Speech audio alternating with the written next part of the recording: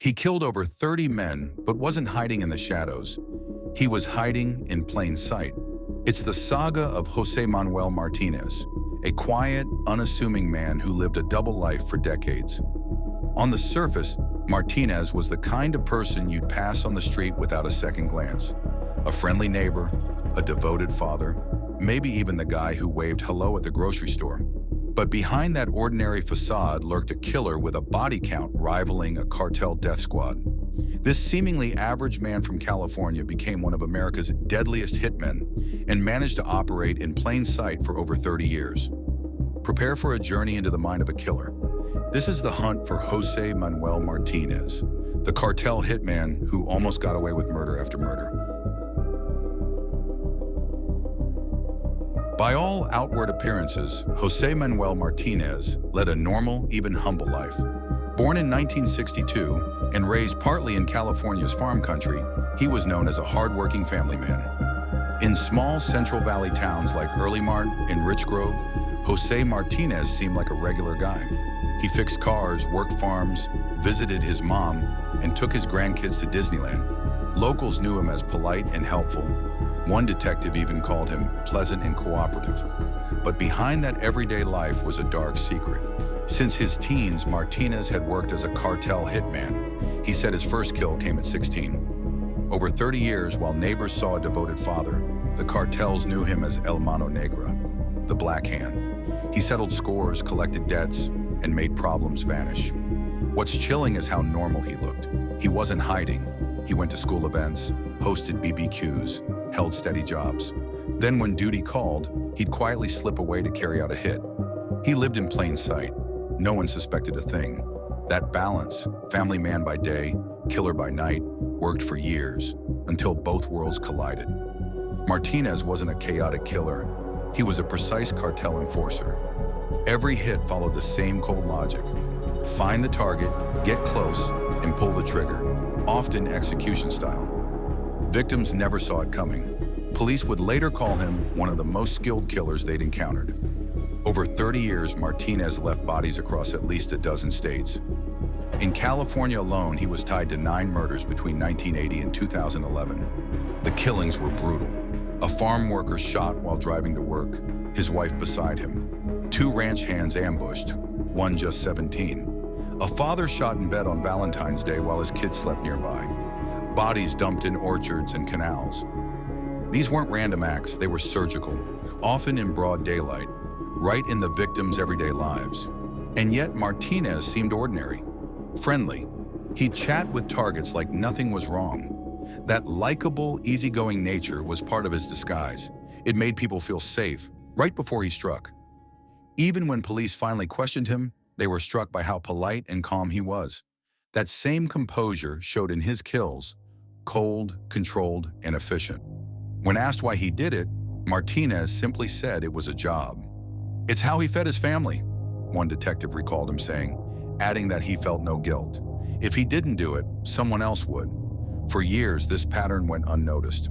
Martínez either left no trail or chose victims who didn't make national news. A killing in California wouldn't link to one in Florida or Alabama. He struck, then disappeared, leaving behind nothing but local mysteries. No one realized these scattered crimes were part of one horrific story, all connected to the same quiet, unassuming man.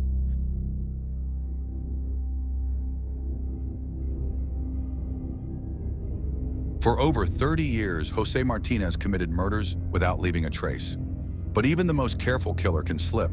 His downfall came from something personal. In March 2013, José Ruiz was found shot in an Alabama field. He wasn't a rival or drug dealer, just a friend of Martínez's daughter's boyfriend, and his crime was insulting her. This wasn't cartel business, it was revenge. At first, police suspected the boyfriend. It looked like a tragic local case, but the story didn't hold.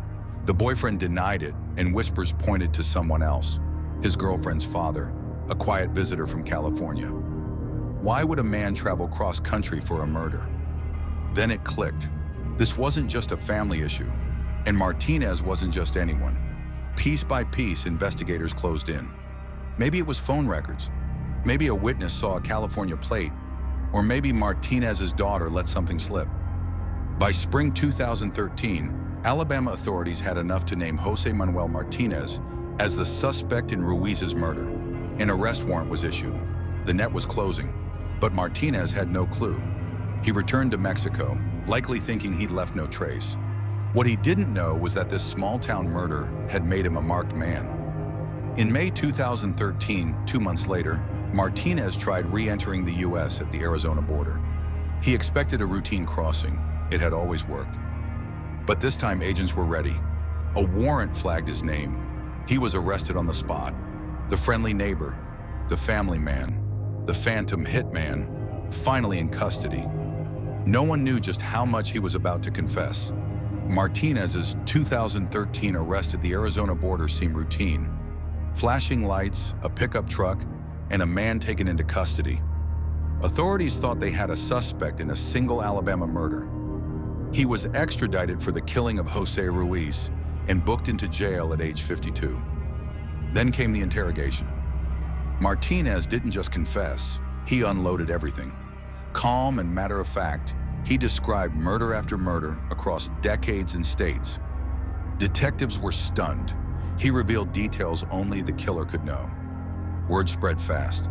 Investigators from California, Florida, and beyond flew to Alabama, hoping Martinez could solve their cold cases. And he did, one after another. It became clear Martinez wasn't just a suspect. He was a cartel hitman and serial killer. He matched unsolved murders to crime scene details with chilling accuracy. In California, a string of killings once thought random suddenly made sense. He claimed 30 murders, then 36, maybe 40. He wasn't just a hitman, he was a one-man crime wave.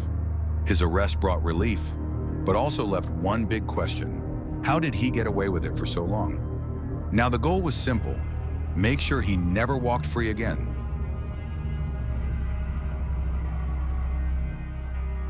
With Jose Martinez in custody, the interrogation room became his confessional. What shocked investigators wasn't just what he said, but how he said it. Calm, emotionless. He listed names, dates, and methods like routine errands. Sometimes he even smiled. Martinez admitted to killing at least 36 people, mostly cartel hits tied to drug debts or betrayal. He described himself as just doing a job. When asked if he felt guilty, he shrugged. Killing, he said, was part of the business. He had a family to feed. If he didn't take the job, someone else would. Despite confessing, Martinez refused to name who hired him. He described the kills in detail, but when asked about the cartels, he shut down. "I'll never tell you that," he said. It was the only time he showed emotion, protecting the people behind the murders. Even as he revealed 30-plus killings, the network stayed in the shadows. Detectives found Martinez's confessions chilling. These were seasoned officers, but his calm, casual delivery rattled them. He talked about killing like running errands. One victim begged for his life. Martinez recalled it without emotion. No guilt, no hesitation. To him, they weren't people. They were assignments. By the end, his confessions gave prosecutors everything they needed. But they also left a dark question. How could anyone kill so often and feel nothing? Martinez never said, but his flat tone and detachment revealed the answer. He didn't see his victims as human, and that's what made him truly terrifying. After confessing, Martinez's legal path became a cross-country reckoning. It began in Alabama. For the 2013 murder of Jose Ruiz, Martinez pleaded guilty and got 50 years, enough to keep him locked up while other states built cases. Next came California, where he faced 9 murder charges. Again, he pled guilty. In 2015, he received 9 life sentences without parole. Florida followed. Martinez had admitted to 2 2006 executions tied to a failed ransom. Prosecutors sought the death penalty.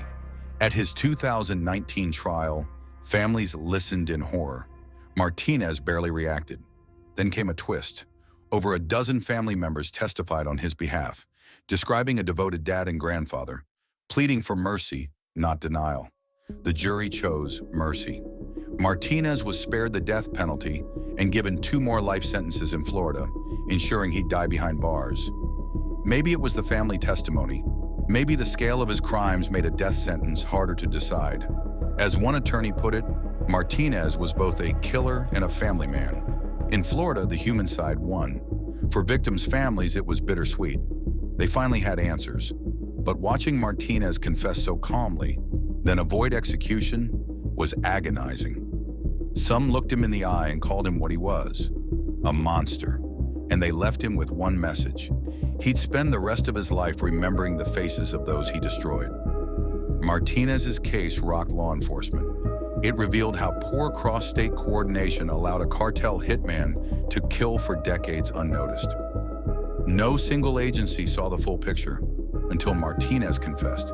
It was a wake-up call. Cartel violence wasn't just over there.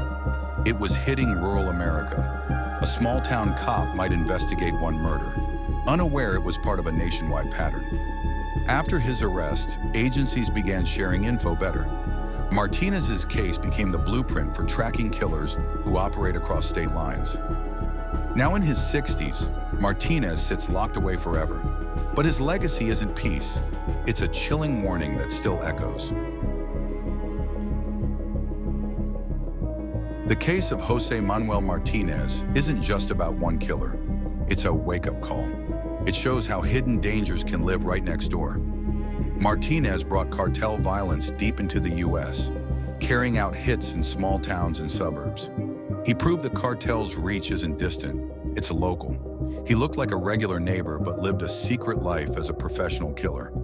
For 30 years, Martínez slipped through cracks in the system. Before improved databases and agency coordination, a killer could move state to state, leaving unconnected deaths behind.